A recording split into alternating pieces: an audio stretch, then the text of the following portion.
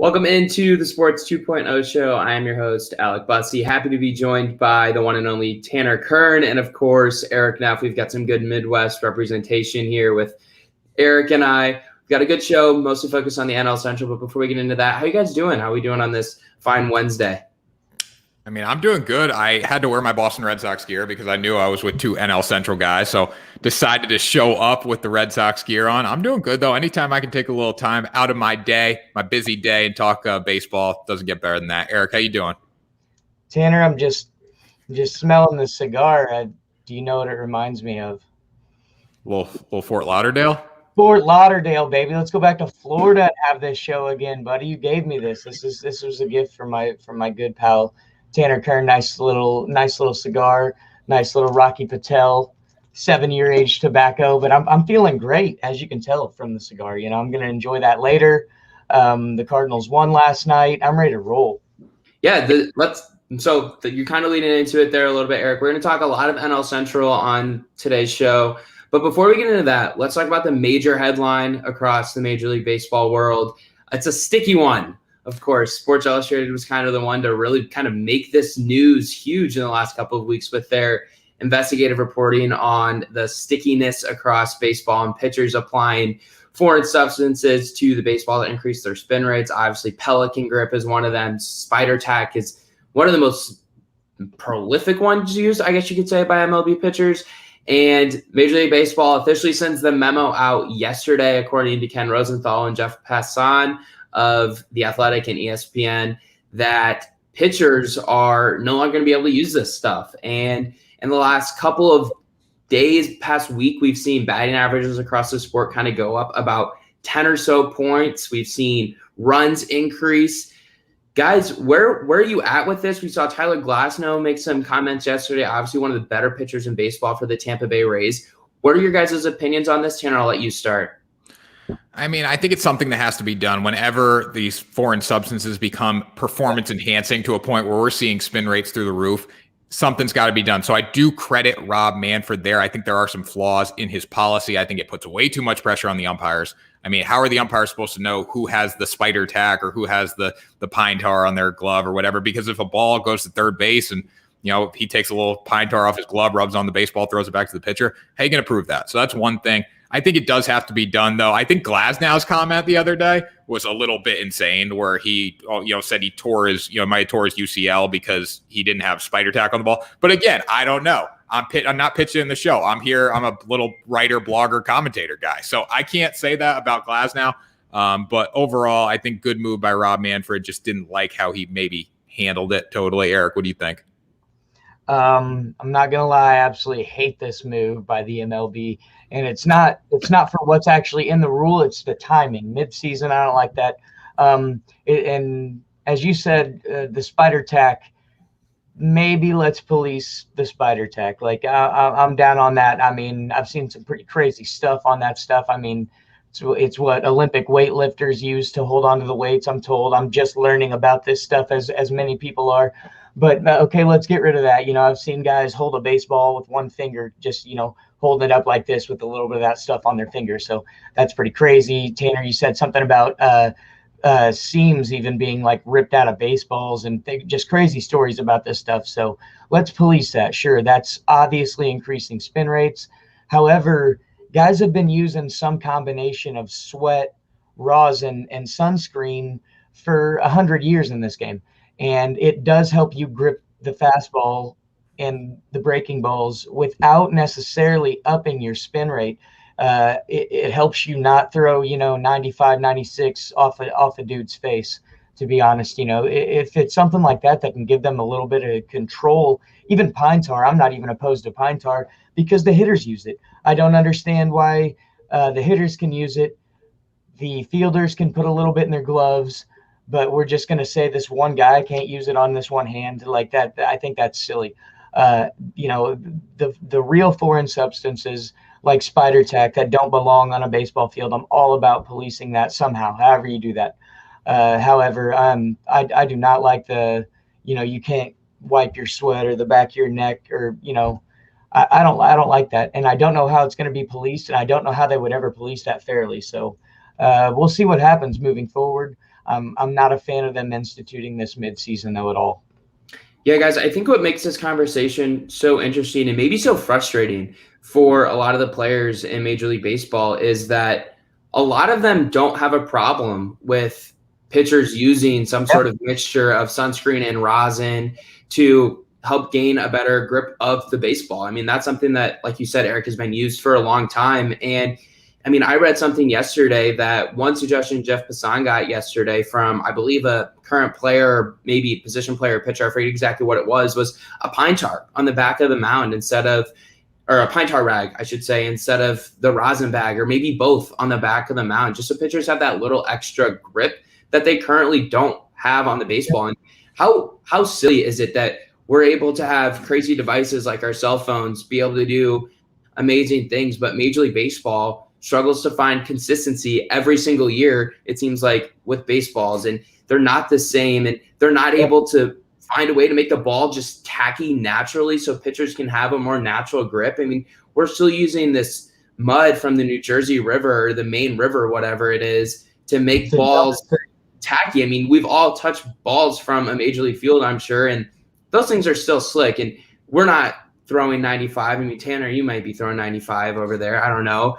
But, like, it's a problem that if guys go up to the plate and we see more guys getting hit, and in fact, in the last couple of years, I read this morning in an article from Ken Rosenthal that the rate of guys getting hit by pitches is actually up in the last 4 years compared to what it was before. So maybe we see that go back down with less guys using this stuff and not throwing as hard and spin rates going down. They're not going to pitch inside as much because their stuff just isn't going to break away from hitters as much. But I'm really intrigued to see how guys like Trevor Bauer, who just seems to be widely expected to be using something like this, and you look at some of his vertical movements from Baseball Savant. I mean, his curveball moves 9.9 inches above average this year in terms of vertical movement. His slider moves 7.1 inches above average according to horizontal movement this year. Like, how do those guys adapt to this new era of baseball, I guess?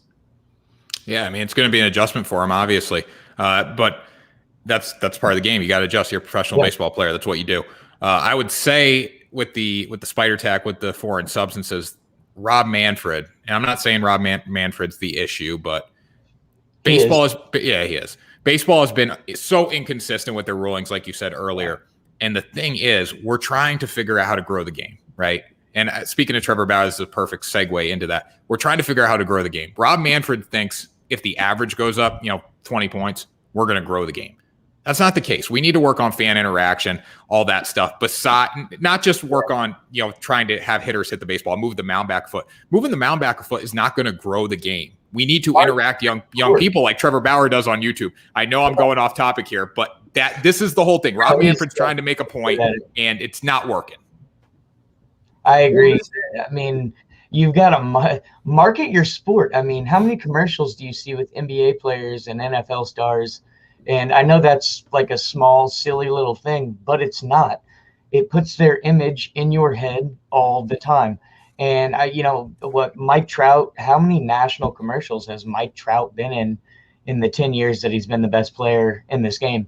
I mean, like 2? I mean, I know I've seen him in commercials, but I recall like none of them. However, you get just like, bad NFL stars. Tim Tebow was in 1,000 commercials because he was marketed well by his league and by his agent. I mean, I don't know how bad you can be at marketing. Well, I do, because the MLB seems to pull it off every year, the worst marketed sport that I've ever seen.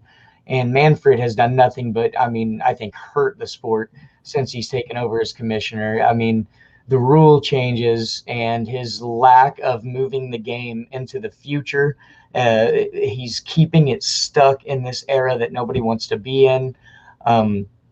They continually change the baseballs year after year. We're changing the baseballs, and there's really never a reason given, even though the reasons are obvious.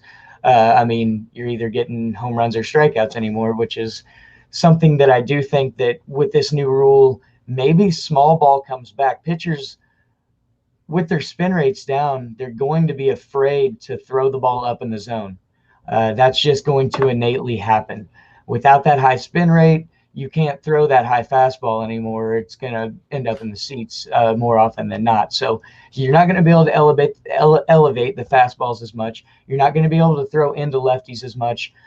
Maybe we will see this return of small ball. But that being said, the league is not set up to play small ball. The players we currently have in the league, I think it would be the ugliest version of small ball you'd ever seen. I mean, if you've ever played the show, these guys are like 14 of 99 runners. There's like 5 guys that are over 80. Everybody's slow. So, I mean, this would be – I just don't think this is going to help more fans come to the game. I don't know if it's going to speed the game up. I don't know what it's going to do other than cause pitchers to have to completely change their mechanics mid-season. I'm sorry, I was all over the place right there, but I had a lot of points I wanted to make. I had to get that off my chest. That's my bad. Yeah, so I don't want to intentionally just like disagree with you guys for the sake of disagreeing with you, but I think one of the biggest problems that baseball's had really in the last 5-6 years goes back to just so many at-bats. I think I wrote in a story for you guys yesterday. In 2018, I think 35% of at-bats ended in a walk, a strikeout, and a home run. And if you're a fan watching on television or if you're a fan at a ballpark, 2 of those outcomes are not entertaining for the fans that are in the ballpark or watching on TV. No one goes to a ballpark to see a hitter strike out, or no one goes to the ballpark to see someone walk. And of course, the home run is one of the most exciting plays in baseball. But you look at what needs to change, and I think potentially with the removal of these foreign substances on the baseball, maybe we just see more balls put in play in general. And maybe that creates more action. And I think that the whole conversation about baseball games taking too long is kind of just like the easy argument to make. Baseball games take 3 hours, over 3.5 hours on some occasions. Guys, NFL games take just as long, and there's a break between every play in an NFL game. The difference between a baseball, each play, obviously that's being referred to as a pitch, and a play in an NFL game is that there's so much more action on every individual play in an NFL game compared to a baseball game. So if baseball is able to find a way to have a ball put in play more often, I think we could maybe see a change in maybe younger fans develop and come closer to the ballpark and, find more of an interaction within the game and not just see players strike out at an absurdly high rate. I mean, strikeouts are at an all-time high again this year. I feel like we've said that in 2020, we said it in 2019, and we said it in 2018 as well. If we're able to see now in the next couple of weeks continual increased batting average, I think that could help make the sport just a little bit more entertaining. Anyway, let's keep this conversation of foreign substances going with one of the more famous pitchers, I guess you could say, over the last 10, 15 years in the National League, Adam Wainwright of the St. Louis Cardinals. He actually was open and honest about this on Monday night after he started. He was asked about his use of foreign substances because he was actually named in a article from Sports Illustrated about using foreign substances. He ordered a mixture of a wet pine tar, a dry pine tar, and rosin from a former Angels employee, Bubba Harkins. He had started making this stuff in his home kitchen and was selling it to pitchers across the league. Garrett Cole was mentioned. Max Scherzer was mentioned in the story as well. Wainwright said he used it, I think, 1 or 2 starts, and he just decided, you know what, this isn't for me. I don't like it. And he blatantly was honest, and he got a lot of praise from his manager, Mike Schilt, about those comments and being honest and saying he has nothing to hide. And guys, what's your take on that? Is Wainwright's reputation kind of tarnished now, or is he still going to be viewed as one of the more high character guys in the sport that he's been viewed as really in the last 10 years with everything he's done on the field and off the field as well? I mean, I don't think it's going to hurt him much. I think he's still one of the high character guy. The thing is, though, Waino's been in the league for about 50 years, so he's definitely done some things. Like, he's done some of this cheating, which it's not cheating. It's what everyone did.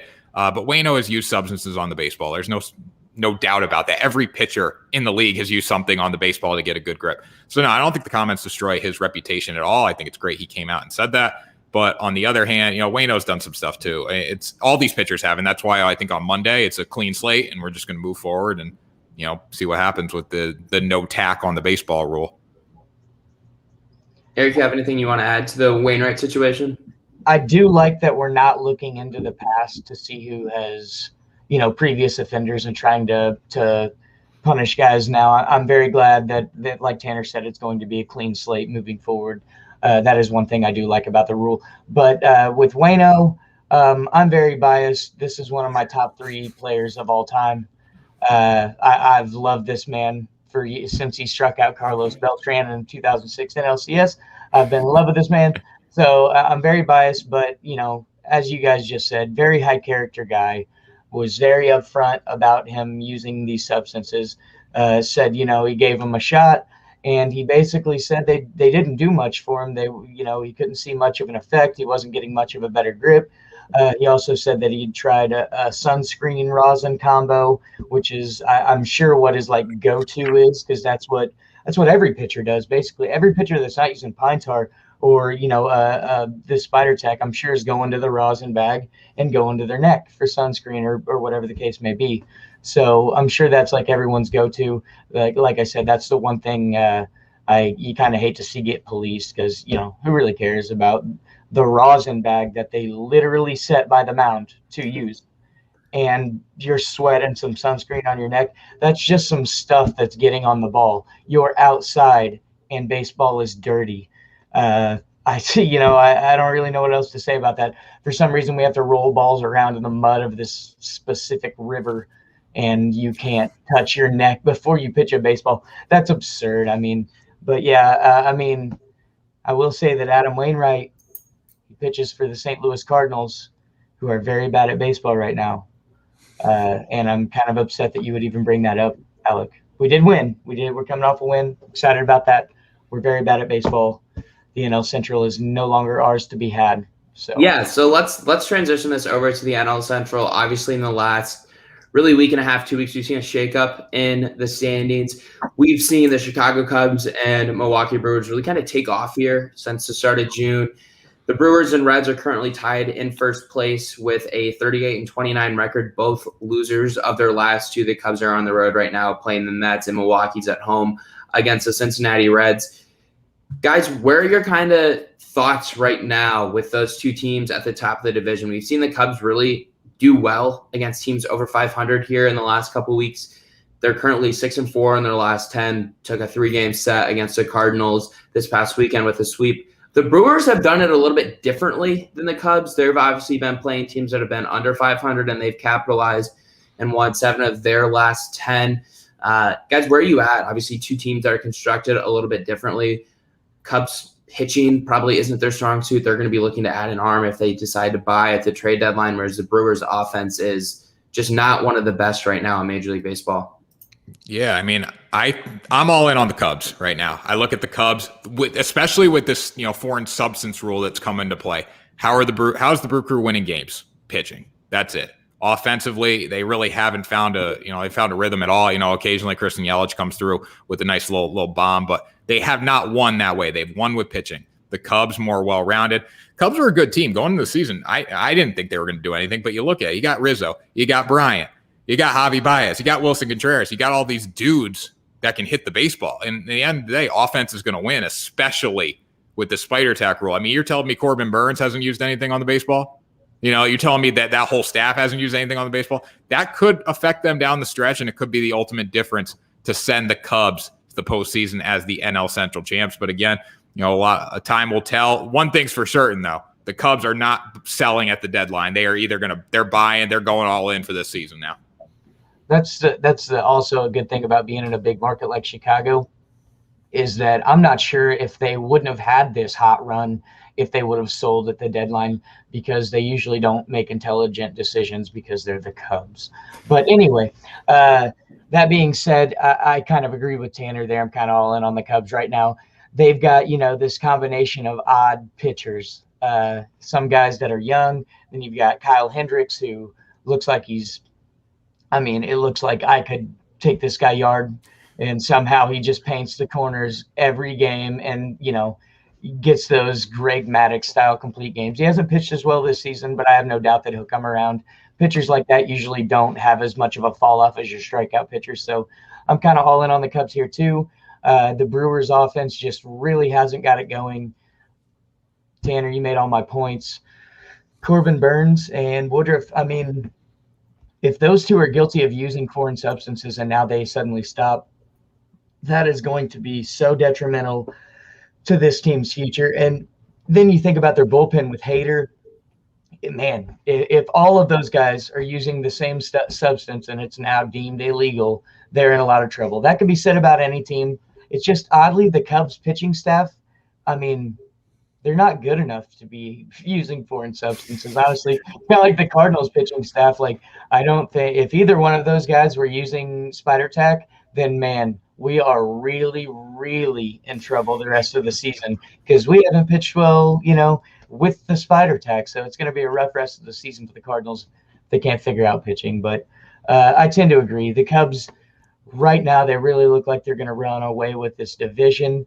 They're so close to the team that won in 2016. It's kind of insane how they've been able to hold this talent together in Chicago for the last several years and not win. I mean, I'm surprised they haven't made deeper runs into the playoffs with this offense. Obviously, pitching's kind of been their weak point. So as Tanner said, I would expect them to go out and make a move at the deadline and probably grab one more starter, maybe one more bullpen arm as well. Little Scherzer action? Oh, man, no, because he's going to be in St. Louis. But they can have, I don't know, somebody else. No, if St. Louis is where they're at the deadline and they go grab Scherzer, that is a waste of a prospect, I would say, unless St. Louis is in position to take the division and they think they can go deep. You're not going to move a good prospect for a rental, even if it is Scherzer. And, St. Louis is his hometown. Mo should have picked up the phone years ago when Scherzer wanted to come here and never even got a phone call. He said our pitching staff was set with, the likes of Lance Lynn and Shelby Miller and Jaime Garcia. So, yeah. Yeah, guys, let's transition this to the Cardinals. Obviously, I think they're in a really tough spot right now. They've been killed by injuries all year, more than any other team really in the NL Central. I know the Cubs have had some to their starting rotation, with Trevor Williams has been on the IL as it's called now. Jason Hayward spent some time on there. Jake Marisnick, their center fielder, spent some time on the injured list as well. But in my opinion, the Cardinals have been hurt by it really more than anyone. We've seen their starting shortstop, Paul DeJong, miss about a month with a broken rib. We're going to see Harrison Bader miss about a month with another broken rib that he hurt in Chicago, playing the White Sox earlier in the month. And then obviously Jack Flaherty's injury is going to sideline him until at least it sounds like after the All-Star break, maybe to early August, with that partial tear or small tear in his oblique that he appeared to hurt swinging a bat. So the Cardinals are in a spot right now where they're 34-33 through their first 67 games. In their last 10, they're 3-10. Obviously not a very inspirational mark. But they just started a 20-game straight series against teams that are under 500. And that includes the Marlins. If the Cardinals win tonight, that'll be a 3-game sweep. They then go to Atlanta. They go to Detroit. And then they come home and play against Pittsburgh. They play these 20 games to end the first half of the season before their last 2 series. They travel to San Francisco for a 3-game set. And that final 3 games before the All-Star break is in Chicago against Wrigley for another weekend set. Guys, do you think if the Cardinals go, 16-6 or 16-10 in their last 26, 17-9, somewhere in that range, that they're going to hold pat and kind of see where they're at after the All-Star break in those 2 weeks? Or are they going to sell? I know I wrote for you earlier this week, Eric, that they're in a situation where I don't think they have anything on their roster that other teams across Major League Baseball would have a large interest in. And I don't really think their farm system right now has a huge depth of players, and their farm system has been killed by injuries as well. So what do the Cardinals go do? Because I think there's guys in the farm system like Nolan Gorman who Mo's not going to let go.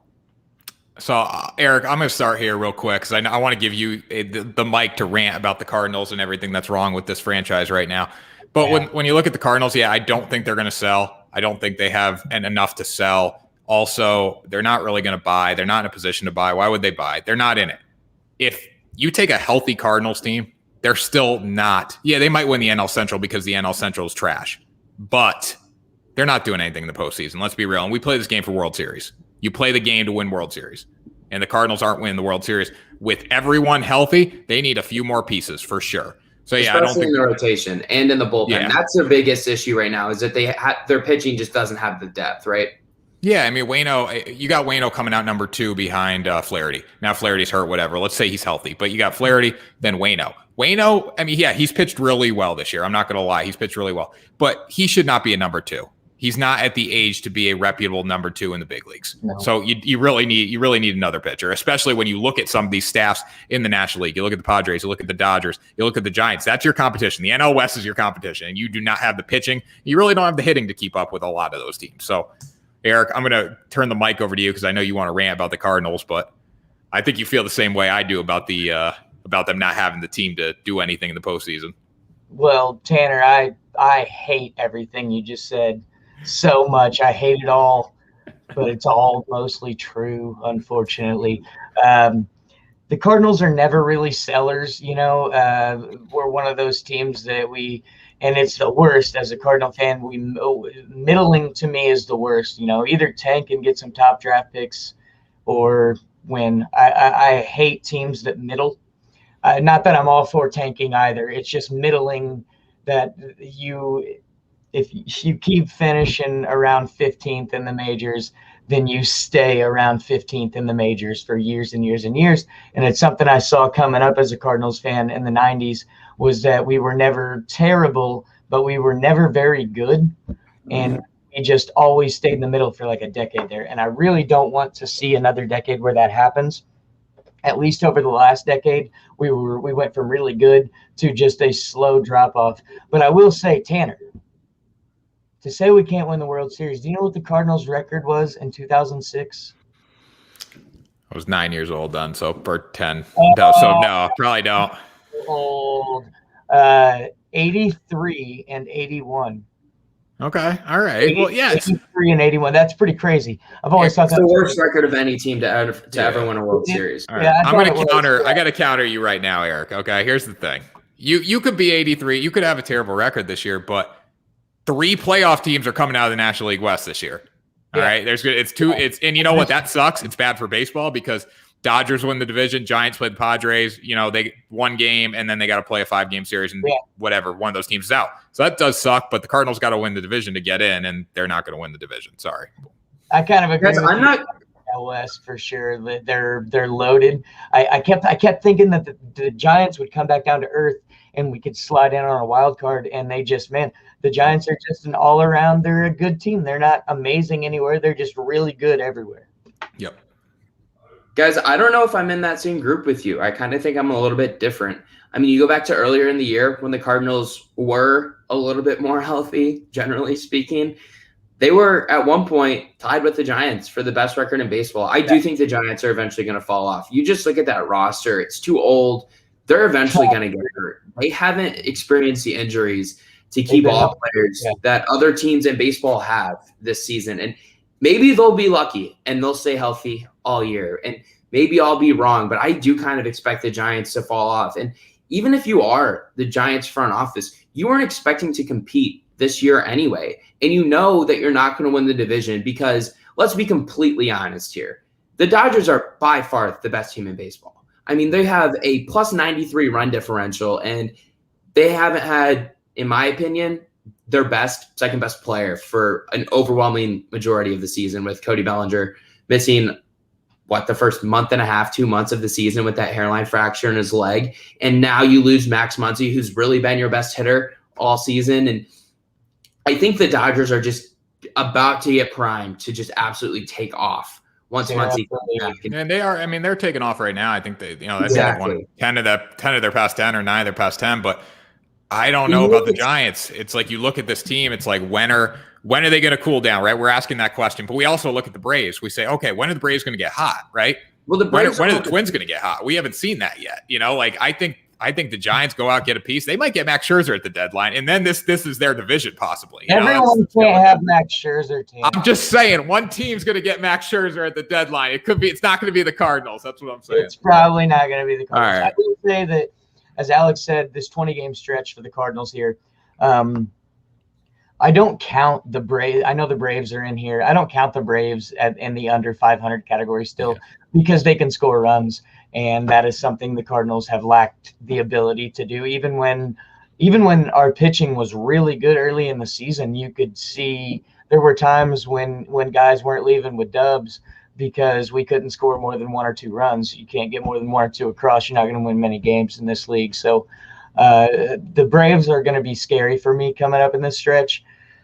Acuna could probably beat us by himself right now, the way he's been playing. So you just have to hope that what happened last night with Goldie's starting to get it going. We know Goldie is a streaky player, but when he goes on these hot streaks, he'll get his average. He'll take his batting average from 250 to 280 in 2 or 3 weeks. He has the ability to do that, double his RBIs, things of that nature. So if what happened last night really gets Goldie going, Nato's just got to keep doing what he's been doing. He went on a couple of weeks there where it was cold, but nothing that scares me. He's hitting the ball really well. Tyler O'Neill should be an all-star, in my opinion, not a starter, but I think he should be an all-star. He's finally what we thought he was when we traded for him, what Seattle thought he was before they traded him, I think. So I think that we still have a run left in us. I'm just not sure. As Tanner said, we're probably not going to win the World Series. We can't beat the Dodgers in 7 games. We can't beat the Padres in 7 games. Could you beat the Yankees if you got there in 7 games, you think? Or not that the Yankees are going to be there, but that the Yankees are going to be there, but could you beat a team like the Yankees in 7 games? I don't know. Right now, if we played the Yankees today in a 7-game series, I think Yankees 4-3 in 7. It would go to 7. It would go to 7 games. And Garrett Cole would take the ball and absolutely obliterate you guys. And they get removed for cheating. I'll take Jack Flaherty. I'll take my chances sending Jack Flaherty to the mound against anyone. Obviously Cole's got the nod there and is the better pitcher, but if that's a matchup in Game 7 of the World Series, I think baseball fans should be pretty excited. You get 2 historic franchises and you get 2 pretty great pitchers. Let's shift this conversation to the Cincinnati Reds, a team that has really surged in their last 10. They're now over 500 at 34-31. They've been one of the streakier teams this year in baseball. They started really well, obviously, after losing 2 out of 3 to start the year against the Cardinals. I want to say, got up to like a 10-2 record or something like that. They're 8-2 in their last 10. Guys, the Reds are just never a franchise that I ever really believe in. That ballpark is just a tough place to ever find consistent winning. When no pitcher wants to go there. That's the second worst ballpark in baseball for pitchers to go to. But their offense is one of the best in baseball. You look at Jesse Winker with an OPS over 1,000, Nick Castellanos an OPS over 1,000. Both of those guys are maybe in the conversation for MVP at this point. Winker definitely is. Him and Acuna are probably the 2 front runners, along with Tatis for NL MVP as we stand here on June 16th. Guys, are the Reds just on a hot streak right now, or are they gonna find a way to sneak into this? Eric, I'll take this one first, Eric. No, the Reds are not good. No, stop. Let's not even talk. They're not good. I mean, we got Castellanos. If the Reds don't have the whole Castellanos situation fight with the Cardinals to start the season, they don't even get hot at one point. If Cincinnati really wanted to win, they should have threw everything they had at Trevor Bauer money-wise to keep him there, because that just shows that they want to win. Right now, they don't have it. I mean, come on now. The NL Central is bad as it is. Okay, and we're going to send the Milwaukee Brewers or the Cubs to the postseason. Realistically, sorry, Cardinals fans. Those guys aren't good. Maybe the Cubs. I don't know. I think the Cubs could do some damage in the postseason if they got in, but the Reds are not legit. We gotta stop about the Reds. Now they can't. They're a spoiler. They are a spoiler because they can hit the baseball, but they're not a contender. That's the thing. Their offense is legit. I mean, but they just have zero pitching, especially with the way Castillo's been this year, just running hot and cold. Really one of my favorite pitchers in the game, and really surprised with his performance so far this year. They would need him, and they would have needed another piece like Bauer or somebody. Their offense is fantastic. I love Castellanos. The Winker story this year is that's fantastic. He's just blowing up. I've always been a big Joey Votto guy, even though his numbers are down this year. He's aging, but great offense, absolutely great offense. But they just don't have any pitching at all. I mean, they really don't. Sonny Gray, haven't looked at his numbers recently. Sonny's, he's a solid guy, but he's nobody that's going to, contend for a Cy Young or anything like Bauer did. And like I said, they would need, I think, a couple of pitchers to really step up.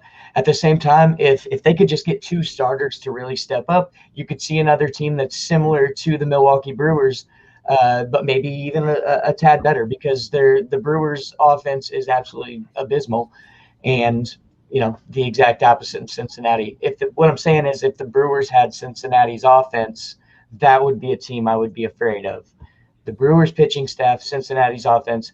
But as of right now, I think 2 teams that can't quite get anywhere. I actually give the Cardinals a better shot at the playoffs than the Brewers. I would put them second behind the Cubs, just because the roster's better, and I trust that the Cardinals' offense can at least get hot. And the Brewers' offense just hasn't even showed if it can get hot, like the way the Reds' offense or the Cubs' offense has done. So, yeah, Eric, you mentioned the Brewers' offense. That offense has really struggled all year. Now we've seen since Christian Yelich has come back, he's got an OPS around 800. He has hit 3 home runs and has driven in 15 RBIs and just 106 at bats. So he has come off the injured list and performed fairly well in limited plate appearances. But the rest of that lineup, man, it's just not very good. You got Avisel Garcia, who's probably their second best hitter this season. He's got a 754 OPS, and then Jackie Bradley Jr., a guy that they signed this offseason, has an OPS under 500, just 5 home runs, 16 RBIs. Are the Brewers going to go out and continue to buy? Obviously, we saw them add shortstop from Tampa Bay, Adedmays, I think is how you say his last name. If not, please one of you two correct me, obviously. What else would the Brewers purchase?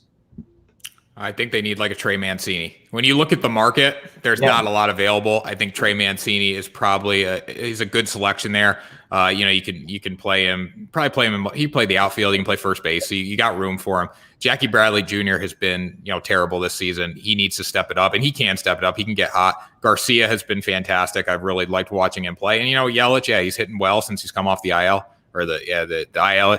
He should be playing well. I mean, he's making a lot of money, and he did not do a thing last year. So they really do need Yelich to step up, but I think Trey Mancini is a good piece for them that could probably help them offensively a little bit, give a little more power, score a few more runs. I'm not saying he's going to make a difference, but with their pitching, he could definitely help. Absolutely. I can't believe neither one of you guys mentioned Colton Wong, just, the best defensive shortstop of all time. No, not of all time. But I would tend to agree with you there, Tanner. I think they need all-star Christian Yelich back to really make some noise in the playoffs. They need all-star level. They need that MVP level that he was a couple of seasons ago. And then they're a piece away. Mancini would be perfect. He is having a great season down there in Baltimore and could get some more runs across for Milwaukee, and that's really, really what they need. So I would definitely say, oh, man, I just don't know who else is available really that you could realistically go out and get. There aren't a lot of guys, but they need a guy that can bring 80, 90 across, and they're just not getting it from anywhere in their lineup. Hira didn't quite pan out the way they thought he would after his rookie season. Colton Wong started the season hot and then kind of went back to his old pre-hot leadoff hitter self.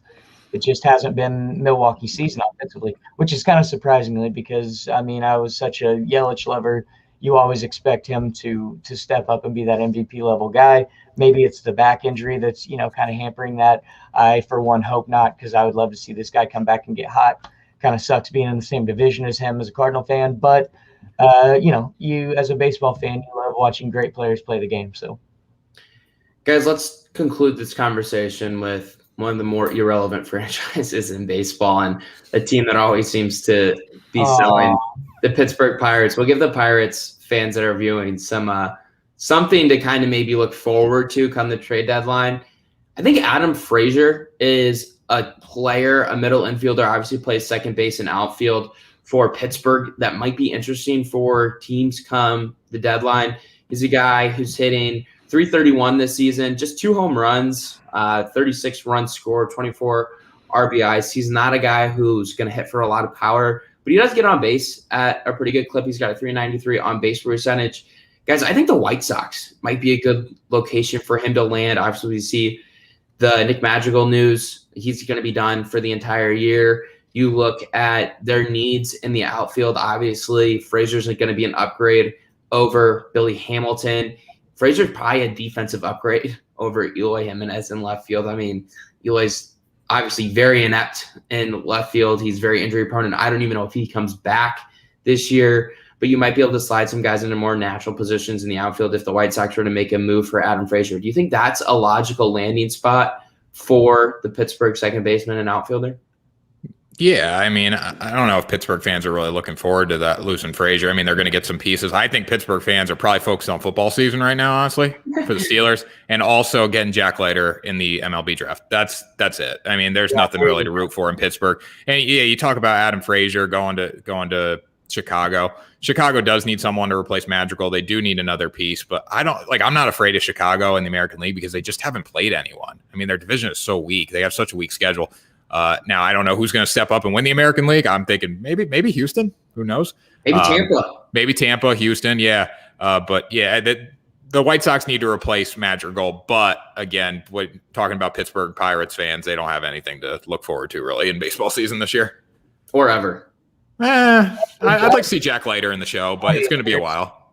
There's one thing: the Pirates have a really nice ballpark. So that's one thing the most beautiful. I want to go see it really bad. Yeah, I do too. I'd love to go watch a game in PNC. It's very nice. But yeah, I tend to agree with you guys. Like, I think they'll sell a few guys. I think Frazier would be great in Chicago, especially with the injuries they've had. Somehow they're staying atop the standings with all these injuries. It's pretty admirable. Maybe the Tony La Russa effect. Maybe Eloy's death really propelled them. I don't know if you guys saw those memes early in the season. That joke obviously didn't land. But as far as Pittsburgh goes, the draft it's got to be the only thing they have. It's Jack Leiter. Jack Leiter is going to be fantastic. You've got to go out and get him in the draft, and that's about all they've got. I feel bad for Pirates fans. I always thought they'd make a run back in the McCutchen days, and they just never do. I do love Ke'Bryan Hayes, so they've got some bright spots in their future. I actually thought Ke'Bryan Hayes could contend for NL Rookie of the Year this season before the season started. So they've got some. They're going to have. I don't know if they are, man. We've said this before. They're always terrible. They always get high draft picks. We have said this a million times, and then stupid things happen, like they trade away all of their talent for Chris Archer. And I don't know what they're doing in Pittsburgh. I don't know what they're doing in Pittsburgh. I never understand. What are they doing? It's tough to win when you spend. I mean, I think their payroll is like $25 million. It's tough to win when you spend that much money on players. I mean, you can't compete. And when you do that, and when you don't have a lot of money and you make stupid decisions, it definitely doesn't help your chance of winning. And it's also tough to win in the NL Central because you have a team like St. Louis who is at the very worst, they're going to hover around 500. I mean, I think since I've been alive, I think the Cardinals have finished under 500 maybe 3 times in 2007, 2008. I think they hovered right around there in 2017. I think they were slightly under 500 as well. Since Theo Epstein's come in, well, now he's gone, obviously, and Jed Hoyer's taken over in Chicago. They had their 3 years where they tanked and tore it all down, but really since end of 2014, start of 2015, they've been a team that at the very least competes for a playoff spot. And Milwaukee is kind of in that same boat where they're going to never be awful. It seems like they're always going to hover around 500. And obviously you have Cincinnati, who occasionally goes all in to try and compete, and they just are never able to. Anyway, before we get out of here, is there anything that either of you guys want to plug for the listeners? That way they're able to find you on social media, or any stories you guys want them to read. Head over to Baseball Spotlight. Check out a lot of the articles on there. I write a bunch of those at Tanner Kern on Instagram. And make sure you subscribe to the Sports 2.0 Network at Sports 2.0 Network on YouTube. I don't think that's a thing, but we're on Twitter and Instagram at Sports 2.0 Network, and we're on YouTube by searching Sports 2.0 Network. There we go. Boom. I'm getting so confused because I'm talking about a division that's just irrelevant. I'm falling asleep. It's backslash on YouTube. It's backslash Sports 2.0 Network. Boom. Okay. So that's correct. You got it. And as for me, I just watch all you heathen writers write things and try to put them on the internet machine. So head over to sports2.0.com. Check out all of our content. My final thought for you guys is that this came up earlier during Alex's little thing on sticky baseballs, and I have to say it. Baseball being slow is a myth. It's an absolute myth. It's not slow. People think pitching is boring, and they're only rooting for one team. So the whole time that their team is pitching, they're bored to death. They just want to see people hit baseballs again. That's all that is. Because to me, the NFL is more boring because the 5.5 minutes between plays, like nothing excites me more than when they run a hurry up offense, because I'm like, yay, no commercial break after first down, second down, third down, and fourth down. So I just wanted to throw that in there. I appreciate you guys having me on today. I had a lot of fun chatting baseball with you guys. Do it anytime. Can't wait for next week. Let's get this thing on again. And Rachel, when is the next show? That's a Tanner question. 1 p.m. We're talking NBA. Grant, Jaya, and Akshay at 1. We have an NHL show tonight at 6, and then we have a golf show at 8. And then put your kids to bed at 10. So we got a big day on the network, guys. Make sure you subscribe so you check that out. Alec, turn it over to you to finish this thing off. Yeah, once again, I'll continue to make sure you guys are subscribed to the Sports 2.0 Network on YouTube, Instagram, Twitter. Give it a follow. You can give me a follow on Twitter at Alec_Busse. We appreciate you guys watching, and hopefully you enjoyed this edition of Sports 2.0 show. Have a good one.